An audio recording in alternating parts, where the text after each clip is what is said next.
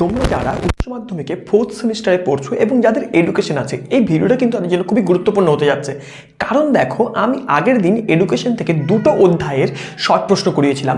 আজকে আমি সমস্ত অধ্যায়ের শর্ট প্রশ্নগুলো করাবো। তোমরা কিন্তু খুব ভালো করে এই ভিডিওটাকে দেখে নিও।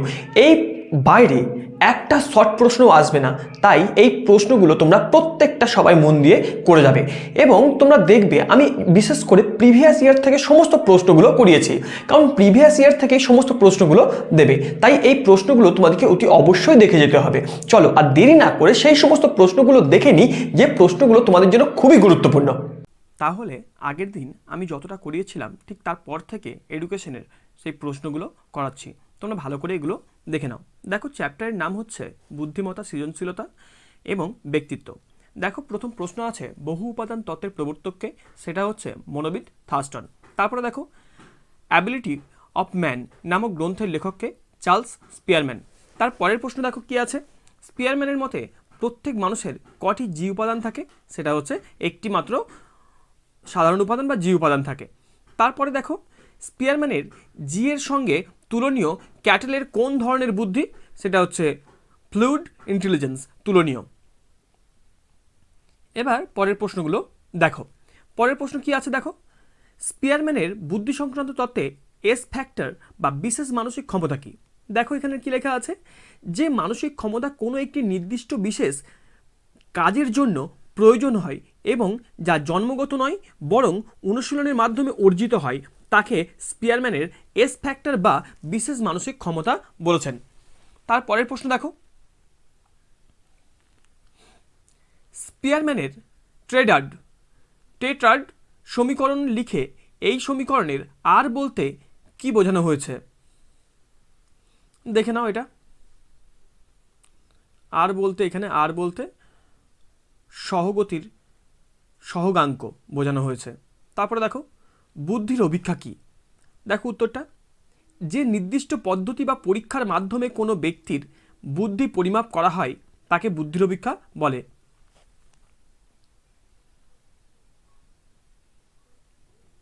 তারপরের প্রশ্ন দেখো, ব্যক্তিত্ব কি। উত্তর দেখো, ব্যক্তিত্ব হলো ব্যক্তির দৈহিক, মানসিক, আবেগীয় ও সামাজিক গুণের এমন একটি সুসংহত রূপ যা তাকে অন্যের থেকে পৃথক করে এবং পরিবেশের সঙ্গে মানিয়ে নিতে সাহায্য করে। তার পরের প্রশ্ন দেখো, মানসিক ক্ষমতা সংক্রান্ত দ্বি উপাদান তত্ত্বের প্রবর্তককে এবং এটি কোন জার্নালে প্রকাশিত। তারপর দেখো, দ্বি উপাদান তত্ত্বের প্রবর্তক হলেন চার্লস স্পিয়ারম্যান। এটি 1904 খ্রিস্টাব্দে আমেরিকান জার্নাল অফ সাইকোলজিতে প্রকাশিত হয়। তার পরের প্রশ্ন দেখো, থার্স্টনের বহু উপাদান তত্ত্বে এস বলতে কি বোঝানো হয়েছে। দেখো, এস বলতে স্থানিক সামর্থ্য বা স্থান প্রত্যক্ষণের ক্ষমতা বোঝানো হয়েছে। তারপরে দেখো, তার এই তত্ত্ব অনুযায়ী বৌদ্ধিক কাজের উপাদানের সংখ্যা কটি, সেটা হচ্ছে 7টি। এবার তার পরের প্রশ্ন দেখো, থার্স্টনের মতে প্রাথমিক উপাদান কটি এবং থার্স্টনের বহু উপাদানের তত্ত্বে এম বলতে কি বোঝানো হয়েছে। দেখো, প্রাথমিক উপাদান 7টি। এম বলতে স্মৃতিশক্তি বা কোনো তথ্য মনে রাখার ক্ষমতাকে বোঝানো হয়েছে। তারপরের প্রশ্ন দেখো, মনোবিদ ডিও হেব এর মতে দুই প্রকার বুদ্ধি কী কী। দেখো, এক হচ্ছে বুদ্ধি এ জন্মগত সম্ভাবনা, তারপরে হচ্ছে বুদ্ধি বি পরিবেশজাত বিকাশ। তার পরের প্রশ্ন দেখো, সি বুদ্ধির সংজ্ঞা কোন মনোবিদ দিয়েছেন, সেটা হচ্ছে মনোবিদ ভার্নন। দলগত তত্ত্বের প্রবর্তককে, দলগত তত্ত্ব বা গ্রুপ ফ্যাক্টর থিওরির প্রবর্তক হলেন থার্স্টন। এবার তার পরের প্রশ্ন দেখো কি আছে। দেখো, এখানে একটা কোটেশন আছে, বুদ্ধি হলো শেখার ক্ষমতা এবং শিখনের ক্ষমতাই হলো বুদ্ধি। মন্তব্য দুটি কারা করেছেন। দেখো, বুদ্ধি হলো শেখার ক্ষমতা বলেছেন মনোবিদ বাকিংহাম এবং শিখনের ক্ষমতাই হলো বুদ্ধি বলেছেন মনোবিদ ডিয়ারবর্ন। তারপর দেখো, বুদ্ধাঙ্ক কি, খুবই গুরুত্বপূর্ণ একটা প্রশ্ন। বুদ্ধাঙ্ক বা আইকিউ হলো ব্যক্তির মানসিক বয়স এবং প্রত্যেক বয়সের অনুপাত যাকে 100 দিয়ে গুণ করা হয়। তারপরের প্রশ্ন দেখো, স্পিয়ারম্যানের মানসিক ক্ষমতার তত্ত্বটির নাম কি এবং এটি কিসের ওপর প্রতিষ্ঠিত? দেখো, তত্ত্বটির নাম দ্বি উপাদান তত্ত্ব এবং এটি রাশিবিজ্ঞানের সূত্রের ওপর প্রতিষ্ঠিত। তারপরে দেখো, স্পিয়ারম্যানের মানসিক ক্ষমতা সংক্রান্ত তত্ত্বের বিশ্লেষণের চিত্রটি অঙ্কন করো। তারপরের প্রশ্ন দেখো, সাধারণ মানসিক ক্ষমতা ও বিশেষ মানসিক ক্ষমতার মধ্যে দুটি পার্থক্য লেখো। দেখো, সাধারণ ক্ষমতা জি জন্মগত, কিন্তু বিশেষ ক্ষমতা এস অর্জিত। তারপরে দেখো, প্রতিটি কাজে জি প্রয়োজন হয়, কিন্তু বিশেষ নির্দিষ্ট কাজের জন্য এস প্রয়োজন হয়। তারপরের প্রশ্ন দেখো, স্পিয়ারম্যানের মতে মানসিক ক্ষমতা দুটি উপাদান উল্লেখ করো। জি উপাদান সব ধরনের কাজের জন্য কম বেশি প্রয়োজন, আর এস উপাদান হলো এক একটি কাজের জন্য পৃথক বা স্বতন্ত্র। তার পরের প্রশ্ন দেখো,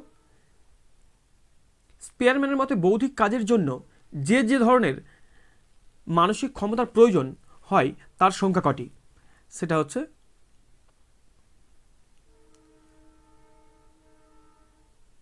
দুটি ক্ষমতার প্রয়োজন, একটা এস, একটা হচ্ছে জি। তারপরে দেখো, স্পিয়ারম্যানের গণিত নির্ভর তাত্ত্বিক ব্যাখ্যা দেন কত সালে? সেটা হচ্ছে 1904 সালে। এবারে দেখো পরের অধ্যায়, মানসিক স্বাস্থ্য। দেখো, WHO দ্বারা নির্ধারিত মানসিক স্বাস্থ্য কি? উত্তর দেখো, WHO মতে মানসিক স্বাস্থ্য হলো এমন একটি সুস্থিত অবস্থা যেখানে ব্যক্তি তার নিজস্ব সম্ভাবনাকে উপলব্ধি করতে পারে, জীবনের স্বাভাবিক চাপের সঙ্গে মানিয়ে নিতে পারে এবং সমাজের কল্যাণের অবদান রাখতে পারে। তারপরের প্রশ্ন দেখো, মানসিক স্বাস্থ্য কাকে বলে? মানসিক স্বাস্থ্য হলো ব্যক্তিত্বের এমন একটি সুসংহত অবস্থা যার মাধ্যমে সে পরিবেশ এবং নিজের মধ্যে ভারসাম্য বজায় রেখে সুখী ও উৎপাদনশীল জীবনযাপন করতে পারে। তারপরের প্রশ্ন দেখো,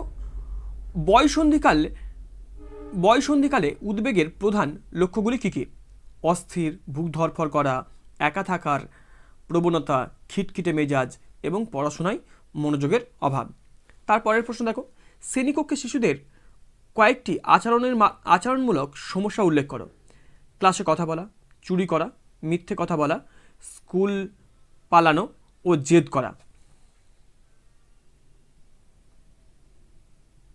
তারপরের প্রশ্ন দেখো কি লেখা আছে, বিরোচন কাকে বলে? অবদমিত আবেগ বা মানসিক দ্বন্দ্বকে কোনো কাজের মাধ্যমে বা কথোপকথনের মাধ্যমে বাইরে বের করে দিয়ে মানসিক প্রশান্তি লাভ করাকেই বিরোচন বলে। তারপরের প্রশ্ন দেখো, মিথ্যা কথা বলার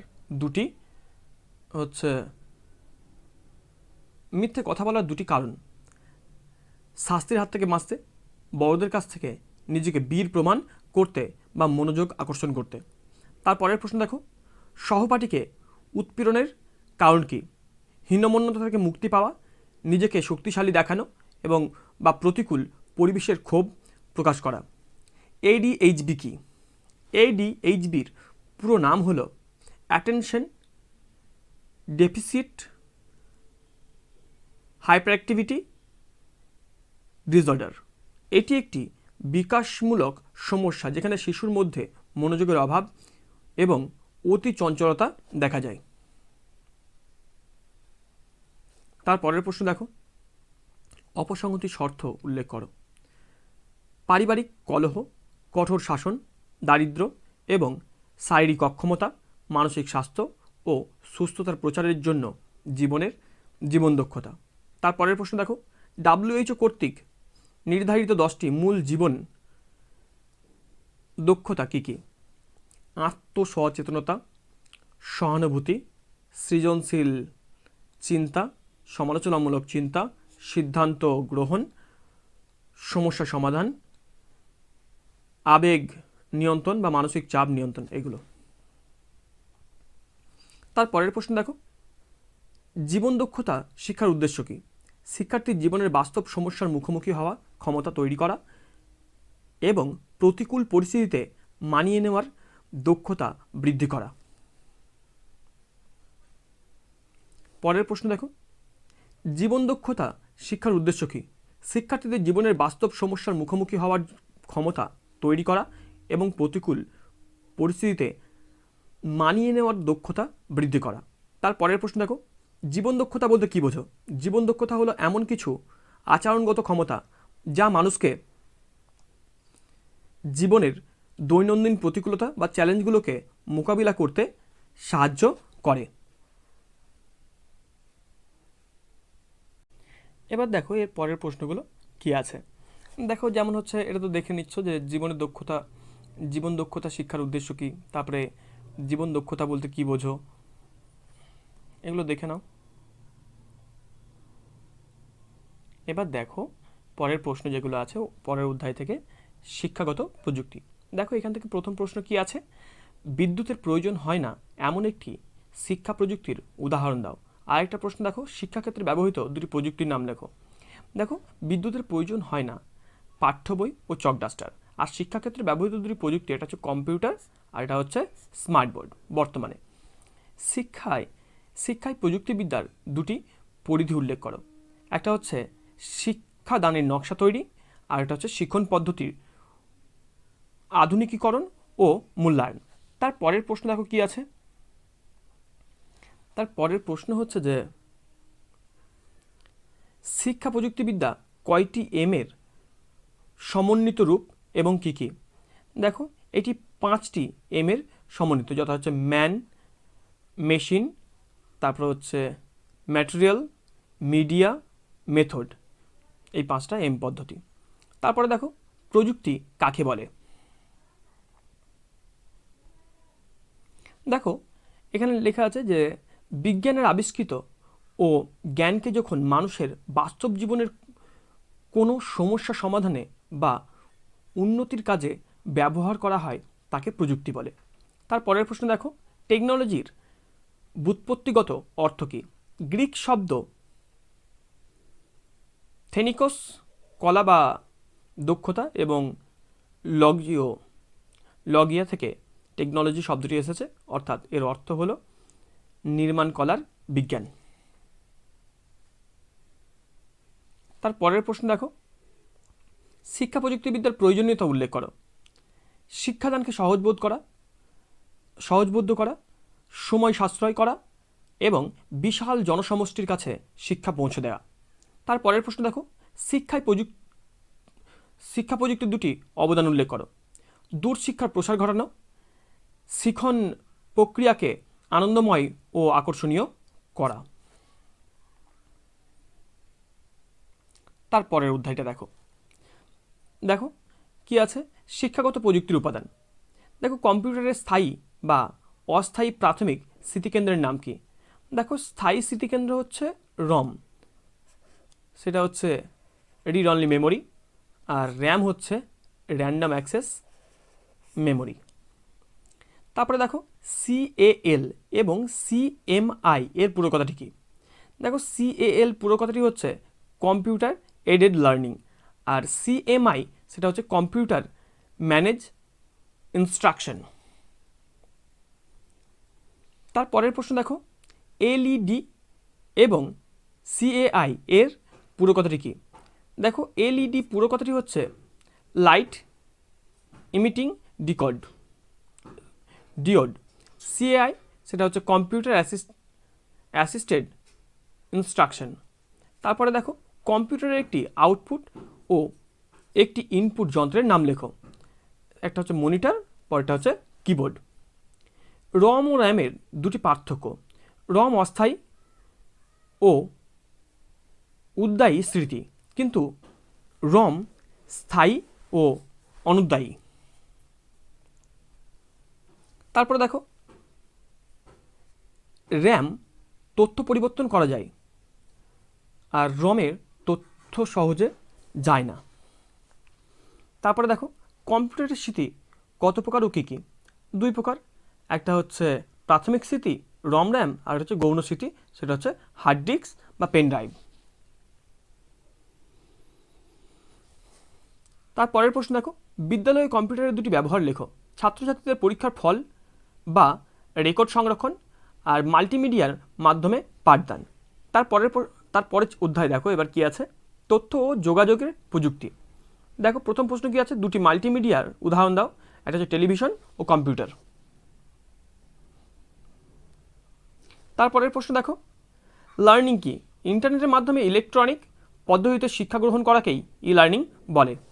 সরি, এখানে ই লার্নিং ছিল, প্রশ্নটা ই লার্নিং কি। তারপরে দেখো পরের প্রশ্ন কি আছে, মাল্টি মিডিয়া কি?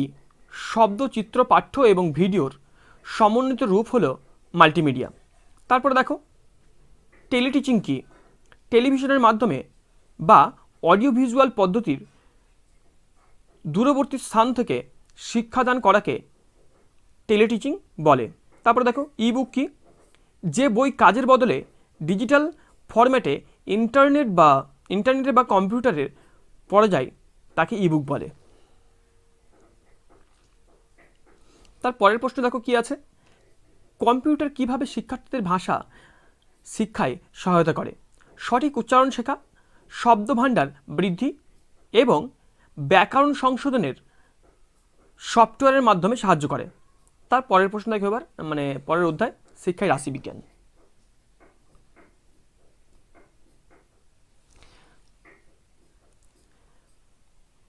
দেখো প্রথম প্রশ্ন কি আছে, আয়তলেখ আঁকার সময় পরিসংখ্যানগুলি শ্রেণী ব্যবধানের কোথায় স্থাপন করা হয়? আর লেখচিত্রের মাধ্যমে তথ্য উপস্থানের জন্য কি কি ব্যবহার করা হয়? দেখো পরিসংখ্যান পদ্ধতির প্রকৃত নিম্নসীমার ওপর স্থাপন করতে হয়, আর লেখচিত্র উপস্থাপনের জন্য এক্স এবং ওয়াই অক্ষর ব্যবহার করা হয়। তারপরে দেখো পরের প্রশ্ন কি আছে, প্রসার বলতে কী বোঝো? কোনো তথ্যের সর্বোচ্চ স্কোর এবং সর্বনিম্নের স্কোরের ব্যবধানকে প্রসার বলে। তার পরের প্রশ্ন দেখো, হিস্টোগ্রাম ও পরিসংখ্যানের বহুভুজের মধ্যে যে কোনো দুটি পার্থক্য লেখো। হিস্টোগ্রাম সম্ভাকার হয় এবং পরিসংখ্যান বহুভুজ এবং রেখা চিত্রাকার হয়। আর 2 নম্বর হচ্ছে হিস্টোগ্রাম আঁকতে প্রকৃত সীমানা লাগে আর বহুভুজ মধ্যবিন্দু লাগে। তারপরে দেখো রাশিবিজ্ঞানের একটি পরিসংখ্যান 11 হলে এবং অপর একটি সংখ্যা 15 হলে তাদের ট্যালি মার্কের যে অঙ্কগুলো আছে তোমরা জানো, এই সংখ্যাগুলোকে ট্যালি মার্কের মাধ্যমে রূপান্তরিত করতে হবে। তারপরে দেখো পরের প্রশ্ন কি আছে, হিস্টোগ্রাম কি? এটি একটি স্তম্ভচিত্র যার মাধ্যমে অবিচ্ছিন্ন শ্রেণীর পরিসংখ্যান বন্টনকে গ্রাফ পেপারে প্রকাশ করা হয়। তারপরে দেখো পরিসংখ্যা বহুভুজের দুটি সুবিধা, একই চিত্রের সাহায্যে একাধিক বন্টনের তুলনা করা হয়, আর উপাত্তের গতি প্রকৃতি সহজে বোঝা যায়। পরের প্রশ্ন দেখো, পরিসংখ্যা বহুভুজ কী ধরনের লেখচিত্র? আর সর্বোচ্চ সর্বনিম্ন স্কোরের ব্যবধানকে কি বলে? এটি একটি রৈখিক লেখচিত্র, আর ব্যবধানকে প্রসার বলে। রাশিবিজ্ঞানে আচ্ছা এইগুলো হচ্ছে ট্যালিমার্ক, তোমাদের ট্যালিমার্ক থেকে কিছু একটা করতে দেবে, তোমরা কিন্তু অবশ্যই ট্যালিমার্কটাকে অবশ্যই ছেড়ে এসো না, তোমরা কিন্তু অবশ্যই করো। তারপরে দেখো পরিবর্তনশীল রাশি বা মনকে কি বলে? পরিবর্তনশীল এটা মানকে চলক বলে এবং চলকের সম্পর্ককে সহগতি বলে। তারপরে এই প্রশ্নগুলো তোমরা দেখে নেবে, ঠিক আছে? এই প্রশ্নগুলো একটু সবাই দেখে নাও। যেমন হচ্ছে এটা লেখা প্রশ্ন, কল্পিত গড় কি? এটি নির্ণয়ের সূত্রটি লেখো। দীর্ঘ পদ্ধতিতে গড় নির্ণয়ের সময় সুবিধার জন্য কোনো একটি মানকে গড় ধরে নেওয়ায় তাকে কল্পিত গড় বলে।